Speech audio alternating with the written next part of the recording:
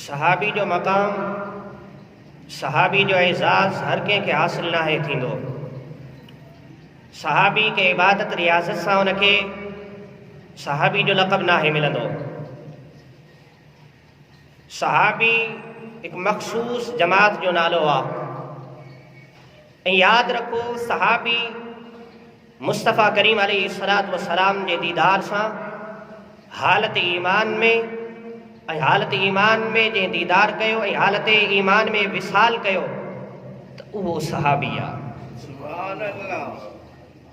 पूरी दुनिया, पूरे अक़दाबनि खे, पूरी दुनिया जे औलिया इकराम खे मिलाए करे, पूरे दुनिया जे मुफ़स्सिरीन के, पूरे दुनिया जे मुहद्दिसीन के, पूरे दुनिया जे फ़ुक़हा के मिलाए करे भी उन्हनि जे पूरे अजरो सवाब गॾु कयो वञे, पोइ बि मुस्तफ़ा करीम अलैहिस्सलातु वस्सलाम जे हिकु अदना सहाबीअ जे मक़ाम जे बराबरि नथो थी सघे। नबुव्वत खां बाद में इंसाननि जे अंदरि कंहिंजो मक़ाम ऐं मर्तबो आहे त उहो सहाबीअ जी अज़मत आहे। ऐं ज़रूरी नाहे त सहाबी जे लाइ हदीस में शान बयान थियल हुजे त उहो ई सहाबी आहे, इहो बि ज़रूरु नाहे। ऐं जंहिंजे बारे में का असांखे हदीस नथी मिले त छा असां उनखे सहाबी न चवंदासीं? साहिब निबरास अल्लामा अब्दुल अज़ीज़ परहारवी रहमतुल्लाहि ताला अलैह बेहतरीन ॻाल्हि बयान फरमाई आहे।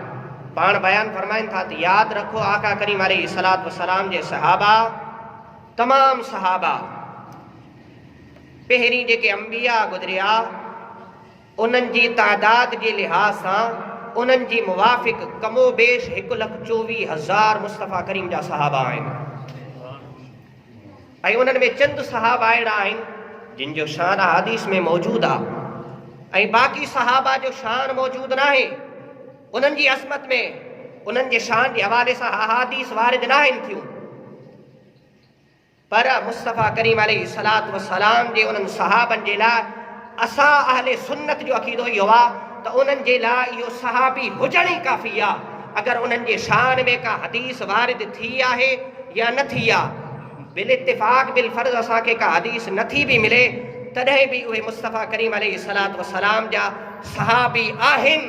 ऐं रूए ज़मीन ते कंहिं बि सहाबीअ जे बराबरि में केरु अज़मत ऐं मक़ाम जे एतबार सां उन्हनि जे पाए पल्ले नथो रखी सघे।